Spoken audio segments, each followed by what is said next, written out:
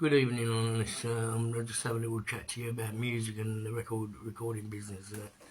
Look, years ago when I was 26, before you don't know this, right? This is my private life that I haven't told you about. But when I was 26, before I went to prison, this is before I got locked up. I got locked up when I was 35, but before I went to prison when I was 26, I got offered a couple of record deals as a singer-songwriter back in the day, yeah. And they were by big companies, big major labels, yeah. And I turned these two labels down. I'll tell you who they were. They were big labels, Warner Brothers, and also EMI. Yeah, I turned them down as a songwriter. And the reason I turned them down is because, look, I'm not green around the ears. I know how these people operate, yeah. They'll get you to sign a deal, and then they control your masters, which means they own the copyrights to your songs. Now, that's not a good thing. Trust me, that is not a good thing at all, right? They'll pay you a couple of million or whatever, and you know, if you flop or something happens and you can't perform or whatever, they'll sue you. They'll take you to court and they'll get their money back, right? Now, there's other ways to make money in the music industry than signing a fucking record deal. And I always knew this. Always knew that. Back in the day, back then, when I was in my late 20s sort of thing, right? One of the easiest ways is to, you know, because I had 4 studios, so I've been a producer for quite some time, right? But back in the day, if you write beats for people, or you as a producer, or you engineer the music for people, what happens is they can pay you, like, I don't know, 2,000 or 3,000 for a song or whatever. So it's a bit of pocket money, it's a bit of money coming in, yeah. But there's another way, especially now in the 2026. Nowadays, you don't need to go anywhere near a record company. You don't need to.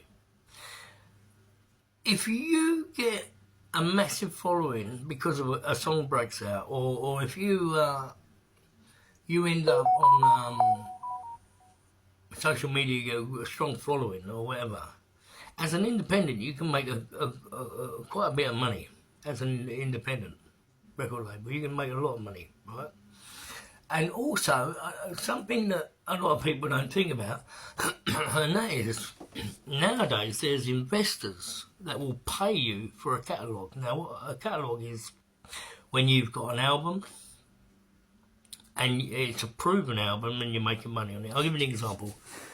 The Icy Pyramid had 11.2 million streams, yeah, and in 2 years earned over £600,000. Even though I never got that money because I got stitched up by the distributor. I'm claiming that money back, by the way, now. But at the time they never paid me, right?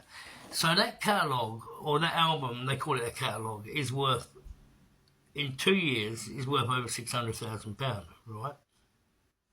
That was the Icy Pyramid, my first album. Now, so the Icy Pyramid, now I can take that now. There are companies out there. You need to do your own research. I'm not going to put their names on social media, yeah? You need to do your own research on this, right? But there are companies out there that if you take a successful album to them, they've got investors, and I'm in the process of doing this right now, right? Where they will upfront me 2.2, 2.7 million on that album, the Icy Pyramid. Why? Because they get like a 10-year lease. Now, this has nothing to do with record companies. This is outside of all that. They will give you 2.2, 2.4, 2.7 million over a 10-year period, right? Because they know the album can generate 300,000 a year.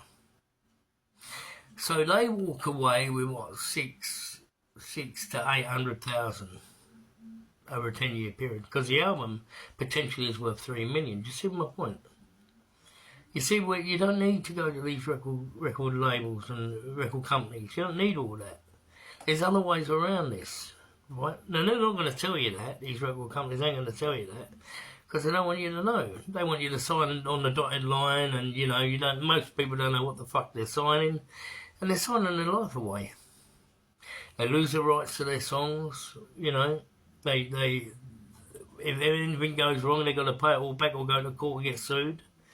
You know, all the studio time and all the things they're paying for, and transport and everything, and all the nice luxury sort of this and that going on. I mean, they all cost money, and it's all coming out of your pocket. And remember, the record company's going to want 70-75% out of whatever cut you get, right? So they're like a fucking machine.